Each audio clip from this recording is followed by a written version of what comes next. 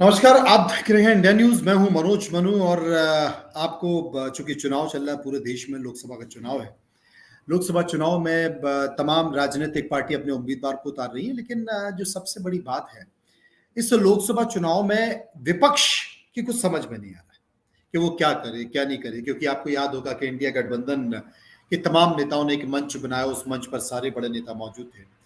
लेकिन चीजें धीरे धीरे बदल गई, चेहरे गायब हो गए, नेता गायब हो गए और कुछ सिलेक्टेड लोग बच गए, जिस पर जयराम रमेश कांग्रेस के नेता कहते हैं कि साहब जो हमारे नेचुरल अलायंस है वो हमारे साथ हैं, और क्या चाहिए था।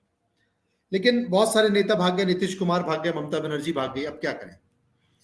लेकिन दिल्ली में बैठकें चल रही हैं, केंद्रीय चुनाव समिति की बैठक चल रही है, आज भी बैठक है 3 बजे। मध्य प्रदेश सहित कुछ राज्यों पर चर्चा है।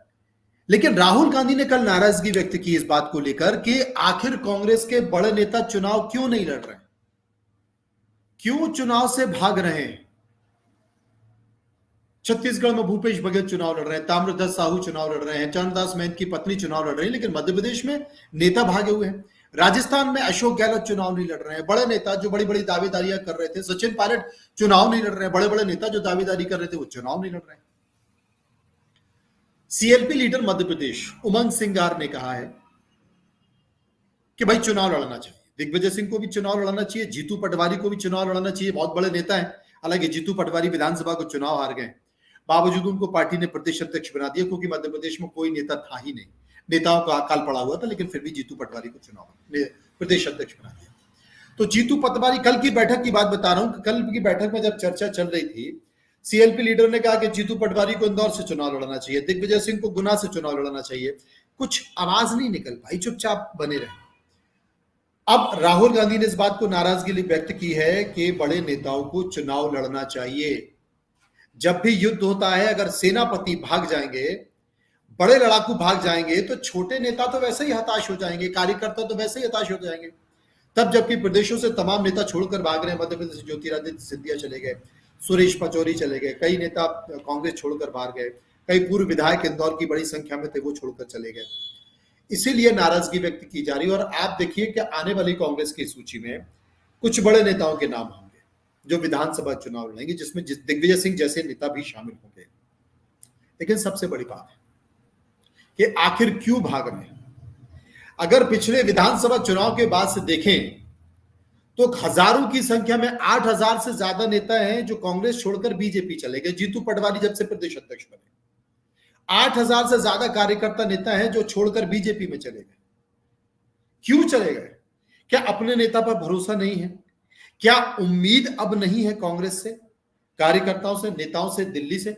ज्यादातर जो निराशा है वो दिल्ली को लेकर है, गांधी परिवार को लेकर है। क्योंकि कोई भी नेता जो नाराज होता है, जो परेशान है, जो हताश है अपने संगठन से, प्रदेश के नेतृत्व से, वो किसी भी राज्य का हो, मध्य प्रदेश, छत्तीसगढ़, राजस्थान, उड़ीसा, पश्चिम बंगाल, कहीं का भी हो, उत्तर प्रदेश, वो सोनिया गांधी से टाइम मांगता है। वहां से मैसेज आ जाता है कि राहुल जी से मिलिए।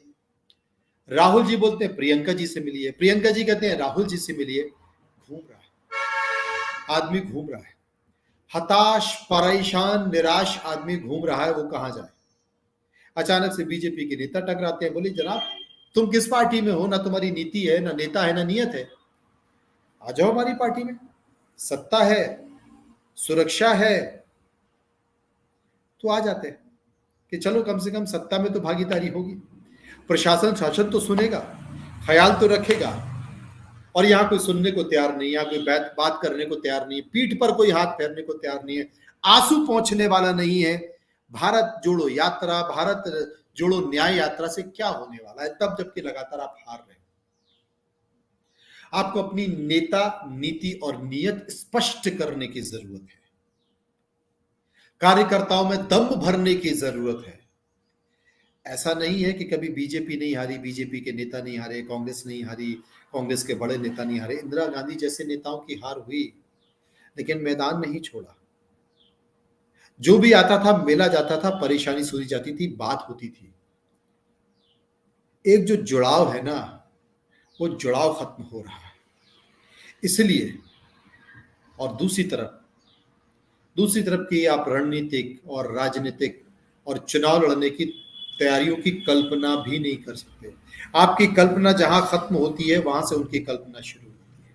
और वो कल्पना कल्पना ही नहीं होती है, वो कल्पना धरातल पर भी आती है और धरातल पर मूर्त रूप लेती है और उसके बाद परिणाम आपके सामने होंगे। मैं बीजेपी का प्रवक्ता नहीं हूं, लेकिन मैं आपको बताना चाह रहा हूं कि पूरे देश को पता है कि लोकसभा चुनाव के परिणाम क्या होंगे।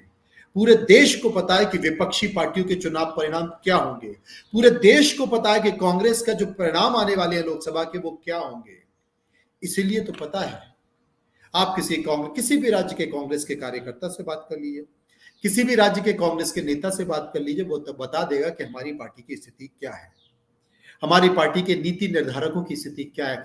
चंद मुट्ठी भर लोग जिन्होंने जमीन के संघर्ष का स्वाद भी नहीं चखा है, वो कांग्रेस की रणनीतियां बना रहे हैं, वो कांग्रेस की प्लानिंग तय कर रहे हैं, वो तय कर रहे हैं कि चुनाव कैसे जीता जाता है। जरा पंचायत का चुनाव लड़ा है, जनपद का चुनाव लड़ा है, पार्षद का चुनाव लड़ा है, विधायक का चुनाव लड़ा है, सांसद का चुनाव लड़ा है। क्या बात कर रहे हो।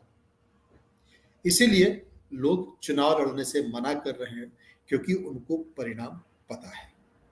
और यही कांग्रेस की हताशा का कारण, यही कांग्रेस की निराशा का कारण है। 2024 तो आपके हाथ से गया। अगर आप में जरा भी लड़ने की गुंजाइश है, आप में जरा भी चीजें बदलने की गुंजाइश है, तो धरातल पर बैठिए। भारत जोड़ो यात्रा में कदम से कदम मिलाकर एक संकेत देने की, ये वही लोग आपको रणनीतिक दे रहे हैं कि भारत जोड़ो यात्रा निकाल लीजिए, आप कार्यकर्ताओं से मिलते जाएंगे। कार्यकर्ता नेताओं की चिंता क्यों कर रहे हैं, छोड़ने दीजिए, पार्टी गलत कर रहे हैं।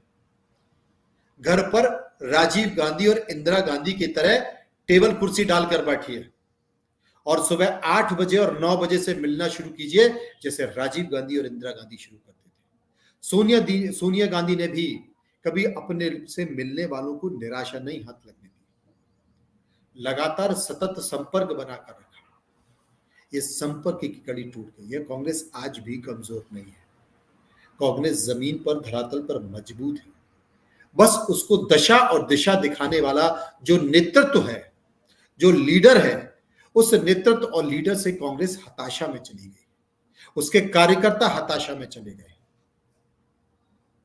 ऐसा नहीं है कि बीजेपी में निराशा नहीं है, बीजेपी में गुटबाजी नहीं है, और बीजेपी में लोग नाराजगी को लेकर गुस्सा नहीं उबल रहा है, सब कुछ हो रहा है, लेकिन वहां लीडरशिप बहुत मजबूत, केंद्रीय लीडरशिप का मजबूत होना बहुत जरूरी है, उसका कार्यकर्ता और प्रदेश के नेताओं से सतत संपर्क होना बहुत जरूरी है। वहां जमीन पर नब्ज क्या है, वहां जमीन पर क्या घट रहा है, ये जानना और पहचानना जरूरी होता है। और ये तभी जरूरी होगा जब आपने जो 4 बाशिंदे अपने आसपास पाल रखे हैं, जो वो कान में फुस-फुस करते रहते हैं, उनसे बाहर निकलकर और दूसरे जमीनी कार्यकर्ता की सोच पर जिस दिन आप आधारित हो जाएंगे और उस आधार पर आप संरचना स्थापित कर देंगे अपनी पार्टी की, आप समझ जाइएगा कि आपका वक्त आ गया और आप दोबारा से उपस्थिति दर्ज करने में माहिर हो जाएंगे। फिलहाल सभी राज्यों की बहुत बुरी स्थिति है। छत्तीसगढ़ में 2-3 सीटों पर टक्कर है। मध्य प्रदेश का मैं आपको समीकरण बता देता हूं। मध्य प्रदेश में छिंदवाड़ा और ग्वालियर या मुरैना, इन 3 सीटों के अलावा कहीं कांग्रेस टक्कर में नहीं। यही स्थिति राजस्थान की है। राजस्थान में भी 2 सीटों पर टक्कर में, लेकिन वहां मान के चलिए कि सभी सीटों पर 25 में से 25 सीटों पर बीजेपी जीतने की स्थिति में। वैभव गहलोत जरूर टक्कर दे सकते हैं। बेनीवाल उपस्थिति दर्ज करने की कोशिश कर रहे हैं, लेकिन इस बार उनकी उपस्थिति चलेगी नहीं।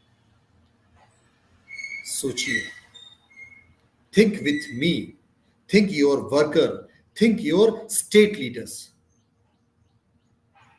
उसके बाद देखिए, मेरिकल जरूर होगा, चमत्कार जरूर होगा। फिलहाल इतना ही।